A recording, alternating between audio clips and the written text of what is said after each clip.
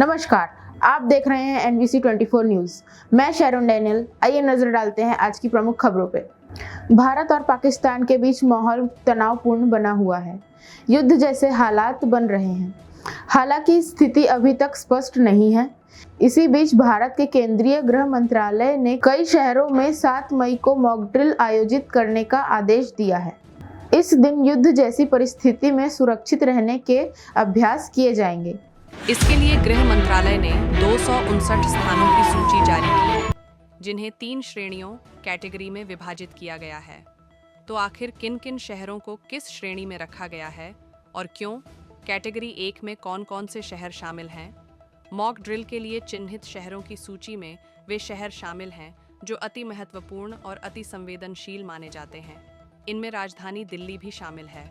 गुजरात के 3 शहर सूरत, वडोदरा और काकरापार भी इस सूची में हैं।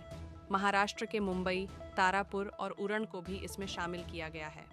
ओडिशा का तालचेर शहर, जो ब्लैक डायमंड के नाम से प्रसिद्ध है, कैटेगरी 1 में है।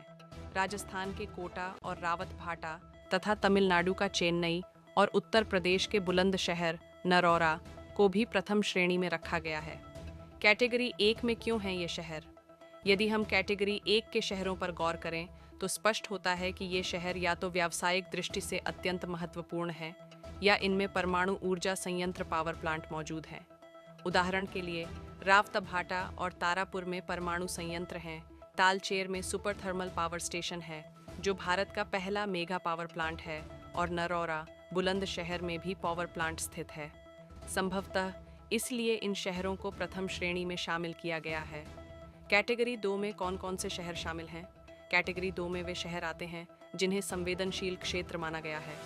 पोर्ट ब्लेयर, हैदराबाद, विशाखापट्टनम, ईटानगर, तवांग, डिब्रूगढ़, गोलपाड़ा, गुवाहाटी, जोरहाट, तेजपुर, अंबाला, फरीदाबाद, गुड़गांव, शिमला, जम्मू, श्रीनगर, पुंछ, कारगिल, ऊधमपुर, भोपाल, इंदौर, जबलपुर, अहमदाबाद, जामनगर, कांडला, बेंगलुरु, रायचूर, तिरुवनंतपुरम, कोचीन, कवारत्ती, लक्षद्वीप, रांची, जमशेदपुर, पटना, बरौनी समेत 201 स्थानों को कैटेगरी 2 में चिन्हित किया गया है।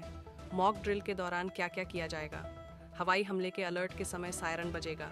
नागरिकों और छात्रों को आत्म सुरक्षा के लिए प्रशिक्षित किया जाएगा। हमले के दौरान ब्लैकआउट की व्यवस्था करने की ट्रेनिंग।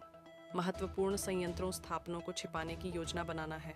एनबीसी 24 न्यूज के साथ जुड़े रहें। धन्यवाद।